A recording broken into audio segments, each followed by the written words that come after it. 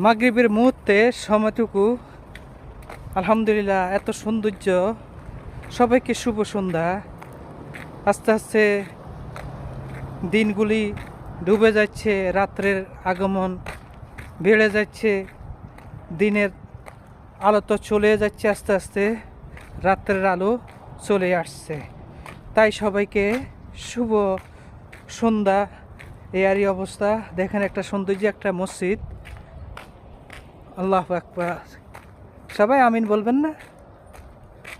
এত সৌন্দর্য একটা মসজিদ।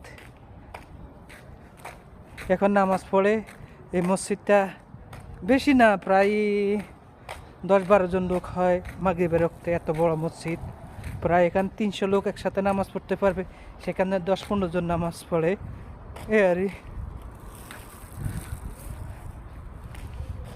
আচ্ছা, এদিকে এটা হলো মহল্লার ভিতরে মসজিদ। ওদের জন্য, ওরা যদি সবাই যদি এখানে মসজিদে নামাজটা একটু আসতো তাইলে সুন্দরই হতো।